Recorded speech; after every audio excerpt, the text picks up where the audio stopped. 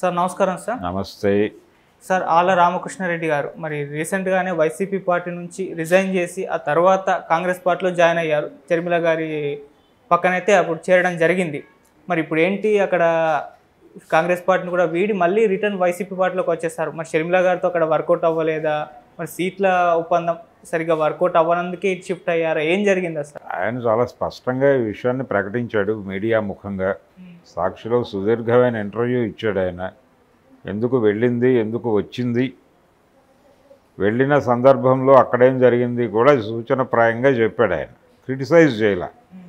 ఆళ్ళ రామకృష్ణారెడ్డి గొప్పతనం ఏంటంటే ఆయన రిజైన్ చేసినప్పుడు, తర్వాత కాంగ్రెస్ పార్టీలో చేరినప్పుడు మాట్లాడినటువంటి మాటల్లో ఎక్కడా కూడా పొల్లు మాట వాడే ప్రయత్నం చేయాల. అంటే జనరల్గా ఇప్పుడు లాంగ్వేజ్ ఈ రోజున మాతృభాషా దినోత్సవం, కొడాలి నాని గారి లెవెల్ భాష ఆయన వాడలేదు. ఎప్పుడు అప్పుడు వాడలేదు, రిజైన్ చేసిన రోజు వాడలేదు, అలాగే ఆయన కాంగ్రెస్ పార్టీలో చేరిన రోజు మాట్లాడలేదు. ఇప్పుడు వెనక్కి వచ్చిన తర్వాత షర్మిల గారి మీద కూడా ఆ రకమైన వ్యాఖ్యలు చేయాల. చాలా డిగ్నిఫైడ్గానే వ్యవహరిస్తూ వచ్చాడు. అక్కడ వరకు ఆయన అభినందించవచ్చు. ఈ ఘర్వాపసి అనేది కేవలం ఆళ్ళ రామకృష్ణారెడ్డితో ఆగుతుందా? కృష్ణదేవరాయలు కూడా రిజైన్ చేశారు నరసరావుపేట.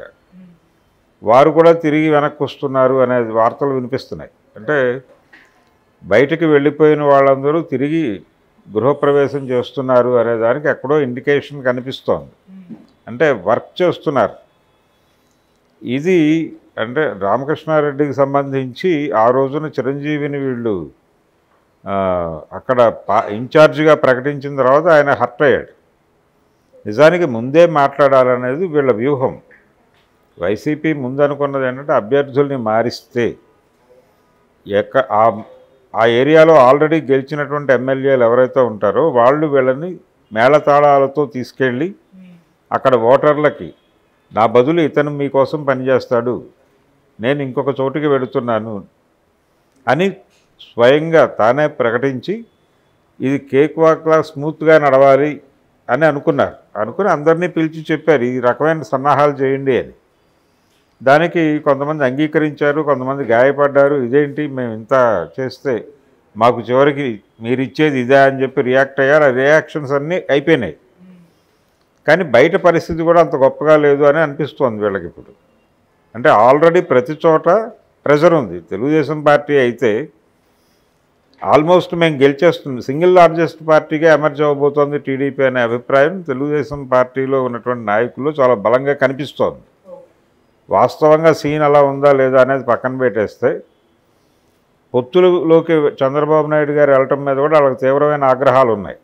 అంటే బీజేపీతో పర్టికులర్గా పొత్తుకెళ్ళటం, బీజేపీ పొత్తుకి అంగీకరిస్తే సీఎం కూడా అడుగుతారు అని ప్రచారం జరుగుతోంది. ఆ ప్రచారం వెనకాల కూడా టీడీపీ వాళ్ళే ఉన్నారు. వీళ్ళే వాంటెడ్గా చేయిస్తున్నారు ఆ ప్రచారం. కాబట్టి ఆ ఏరియాలో సీట్లన్నీ ఫిలప్ అయిపోయి ఉన్నాయి. వాళ్ళు ఆల్రెడీ ప్రామిసులు చేశారు. ఇక్కడ టికెట్ కొనుగోలే కదా, టికెట్ అని పెట్టినప్పుడు అమ్ముకోవటానికే కదా ఉందనుకుంటున్నారు వాళ్ళు. ఇది అభ్యర్థిత్వము అంటలేదు. టికెట్, పార్టీ టికెట్ అనగానే టికెట్ అనేది అమ్ముకుంటారు కదా కౌంటర్లో, అందుకని అమ్ముకుంటున్నాం మేము అనే పద్ధతిలో. 30 కోట్లు ఉన్నాయా, కనీసం 40 కోట్లు ఉన్నాయా ఆ నియోజకవర్గాన్ని బట్టి, మీరెంత పెడుతున్నారు, మేమెంత ఇవ్వాలి, ఈ బేరాలు కదా నడిచి టికెట్లు ఖరారు చేస్తోంది. పెట్టగలవారు ఎవరు, మన మీద డిపెండ్ అయ్యేవారు ఎవరు, దీనికి సంబంధించిన ఒక డేటా అంటే లోకేష్ గారు వీళ్ళందరూ చేస్తున్నది అదే. కాబట్టి అక్కడ టైట్ ఉంది. కాంగ్రెస్ పార్టీలో ఓపెనింగ్ ఉంటుందో లేదో తెలియదు. ఓపెనింగ్ అంటే టికెట్లు ఇస్తారు, పోటీ చేయవచ్చు. కానీ ఆ పోటీ కూడా లోపాయికారి ఒప్పందంతో ఉంది టీడీపీతో. ఈ లోపాయికారి ఒప్పందంలో కొన్ని ఏరియాల్లో వాళ్ళు అభ్యర్థులను నిలబెట్టకపోవచ్చు వ్యూహాత్మకంగా. తెలుగుదేశం పార్టీకి గెలుపు అవకాశాలు బలంగా ఉన్న చోట్ల వీళ్ళు వీక్ అభ్యర్థిని పెట్టి నిరుత్సాహపరిచి ఓటర్లని నీరుగార్చి తెలుగుదేశం విజయానికి దోహదపడేలాగా చేస్తారు. అక్కడ సీరియస్ ప్రాపగాండా ఉండదు. ఇలా ఒక కుమ్మక్కు కార్యక్రమం డిజైన్ అయిపోయి ఉంది అనేది వినిపిస్తున్నమాట. ఇది అధికారిక సమాచారం కాదు. వాళ్ళ బిహేవియర్ నుంచి తెలుగుదేశం పార్టీ పత్రికలలో వస్తున్నటువంటి వార్తల్ని బట్టి వచ్చినటువంటి అంచనా, ఇది నా వ్యక్తిగత అంచనా మాత్రమే, ఇది అధికారిక సమాచారం కాదు. కాబట్టి కాంగ్రెస్ పార్టీతో ఒక రకమైనటువంటి అవగాహనకి చంద్రబాబు నాయుడు గారు సన్నాహం చేసేసుకుని ఉన్నాడు ఆల్రెడీ. బీజేపీతో పొత్తు కోసం ప్రయత్నం చేస్తున్నాడు. వీళ్ళిద్దరూ జాతీయ స్థాయిలో ప్రత్యర్థులు.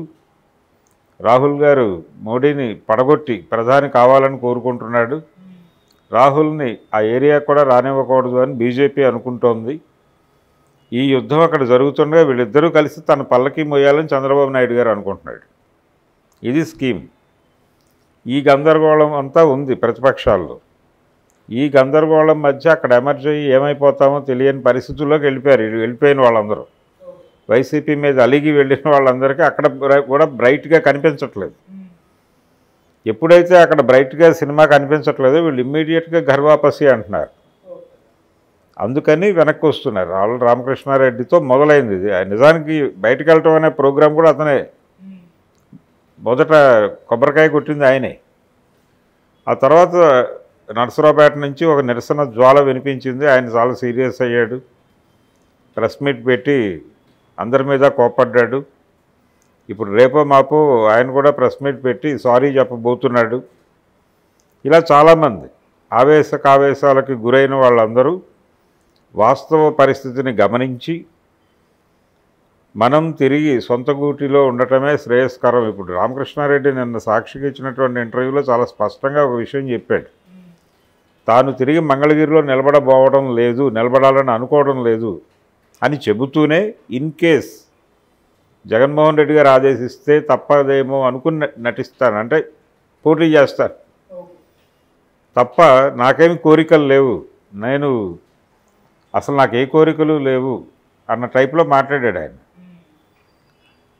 అంటే అసలు నాకు ఎమ్మెల్యే పదవి మీద ఎప్పుడూ కోరిక లేదు అన్నట్టుగా మాట్లాడాడు ఆయన. 2 సార్లు గెలిచాడు మంగళగిరి నుంచి. లోకేష్ను ఓడించినటువంటి ఒక ఘనత ఉంది ఆయన అకౌంట్లో. ఇది పరిస్థితి. అందుకని టోటల్గా వీళ్ళు ఘర్వాపసి వచ్చిన వాళ్ళు సరెండర్ అయిపోయి, ఆ సరెండర్ లెటర్లో చాలా స్పష్టంగా అయ్యా మీరు ఇస్తే ఇవ్వండి, ఇవ్వకపోతే ఇవ్వకపోండి, కానీ మమ్మల్ని అలౌ చేయండి అని విన్నపాలు చెప్తున్నారు. ఆ మేరకు జగన్మోహన్ రెడ్డిని కలిస్తే ఆయన ఆశీర్వదిస్తున్నాడు. ఈ బూమరాంగ్ ప్రోగ్రాం వద్దు అనుకుంటున్నాడు. అంటే కేసీఆర్ భయపడింది కూడా ఇదే. ఆ రోజున అభ్యర్థుల్ని మార్చమని ఆయనకి ఇండికేషన్ వచ్చినప్పటికీ 50 మందిని మారిస్తే 50 మంది 50 ప్రతిపక్షాలుగా మారి దాడికి దిగుతారు, అది ఇబ్బంది కలిగిస్తుంది అనే ఉద్దేశంతో ఆయన ఎవరిని డిస్టర్బ్ చేయలేదు. ఈ గొడవంతా ముందే సెటిల్ చేసుకుందాం, నోటిఫికేషన్ కంటే ముందే క్లీనింగ్ ప్రోగ్రామ్ అయిపోతే అప్పుడు ఇబ్బంది లేకుండా వెంటనే జాబితా ప్రకటించవచ్చు అనేది జగన్మోహన్ రెడ్డి వ్యూహం. దీనికంటే అడ్వాన్స్డ్ మెథడ్ గతంలో 94 ఎన్నికలప్పుడు ఆయన అనుసరించాడు రామారావు గారు. ఆయన ఎన్నికల కంటే 6 నెలల ముందే అభ్యర్థులను ప్రకటిస్తాను, 6 నెలలు కాదు ఇంకా ముందే, నేను జాబితా టోటల్ రిలీజ్ చేస్తాను, మీరు వెళ్ళి మీ నియోజకవర్గాల్లో గెలుపు కోసం ఏం చేస్తారో అది చేసుకోండి అన్నాడు. నిజంగానే చెప్పాడు, అలా ప్రకటించాడు. వాళ్ళకే టికెట్లు ఇచ్చాడు, వాళ్ళే పనిచేసుకుని గెలిచారు. అదొక మెథడ్, ఇదొక మెథడ్. ఇలా ఎన్నికల్లో ఎవరి మెథడ్ వాళ్ళది. ఇది ఒక సక్సెస్ మోడల్ అనుకుంటున్నాడు జగన్మోహన్ రెడ్డి. కాబట్టి ఇప్పుడు వీళ్ళందరికీ టికెట్లు ఇస్తారని గ్యారంటీలు లేవు, వాళ్ళు కూడా కోరి రావట్లా. ఆ విషయం రామకృష్ణారెడ్డి చాలా క్లియర్గా చెప్పేశాడు. ఇది పరిస్థితి. అంటే ఘర్వాపసీల కార్యక్రమం ఒక 2 రోజులు నడుస్తుంది. ఇది వైసీపీకి కొంత బూస్ట్గా ఉపయోగపడుతుంది. దీన్ని వాళ్ళు జాగ్రత్తగా ప్రమోట్ చేసుకునే ప్రయత్నం చేస్తున్నారు. కానీ సోషల్ మీడియా ఏరియాలో కంపారిటివ్గా టీడీపీతో పోలిస్తే వైసీపీ వెనకబడే ఉంది. విస్పరింగ్ క్యాంపెయిన్, గుసగుసల ప్రచారము, పుకార్ల పంపిణీ కార్యక్రమంలో తెలుగుదేశం పార్టీ చాలా ముందుంది, వైసీపీ కొంచెం వెనకబడి ఉంది. దీన్ని కొంచెం సరి చేసుకుంటే వాళ్ళు ముందుకు వచ్చేస్తారు. ఆ సవరింపు కార్యక్రమాలు ఏమన్నా జగన్మోహన్ రెడ్డి ఈ అనుభవాల నుంచి ఆర్గనైజ్ చేసుకుంటాడేమో చూడాలి.